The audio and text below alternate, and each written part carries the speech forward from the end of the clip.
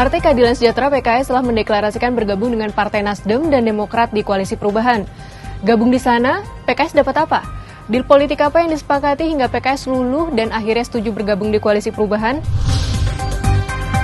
PKS Senin 30 Januari 2023 menyatakan ikut mendukung Anies Baswedan menjadi bakal capres dalam pemilu 2024. Bergabungnya PKS dalam Koalisi Perubahan dan turut mendukung Anies ini menyusul langkah Partai Nasdem dan Partai Demokrat sebelumnya. PKS rencananya akan mengesahkan dukungannya di dalam Majelis Syuro dan Rakernas PKS pada 24 Februari 2023. Sebagaimana ditunjukkan dalam tim kecil koalisi partai-partai pendukung Anies Rashid Baswedan, PKS konsisten menjadi bagian dari koalisi partai-partai pengusung Anies Rashid Baswedan tersebut di Pilpres 2024. Sehingga koalisi ini memenuhi presidential threshold 20%. Merujuk pada Undang-Undang Pemilu Nomor 7 Tahun 2017, pasangan calon presiden dan wakil presiden diusung sedikitnya 20% jumlah kursi di DPR atau 115 kursi, atau 25% suara sah nasional.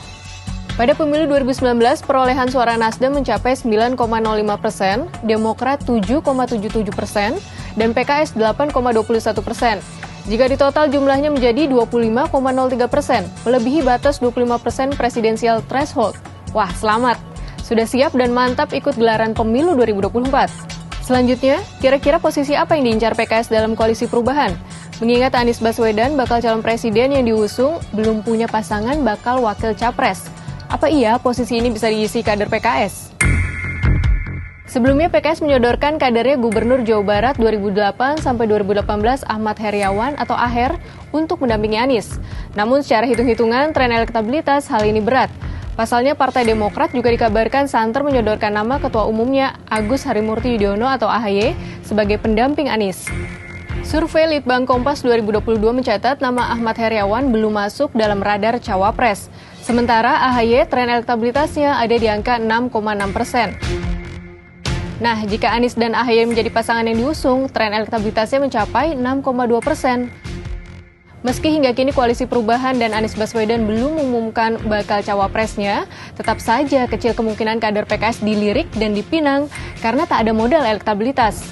PKS yang kini menjadi partai oposisi atau berseberangan dengan pemerintahan Jokowi, dulu saat era Presiden Susilo Bambang Yudhoyono 2004 sampai 2014 pernah menjadi partai koalisi pemerintah. Beberapa kader PKS pernah menduduki jabatan menteri, diantaranya Menteri Komunikasi dan Informatika Tifatul Sembiring, Menteri Pertanian Suswono, dan Menteri Sosial Salim Segaf Al-Jufri. Jika dilihat pos menteri yang menjadi jatah PKS saat berkoalisi termasuk sektor krusial. Apa mungkin PKS masih mengincar jatah kursi Menkominfo, Mentan, dan Mensos jika Koalisi Perubahan menang di pemilu 2024 nanti? Mengingat kursi bakal cawapres akan sulit diraih. Syarat awalnya Koalisi Perubahan harus solid, jangan ada yang bubar atau melipir di tengah jalan. Apa sanggup? Menarik dinanti karena sama-sama kita tahu dinamika politik terus berubah dengan cepat.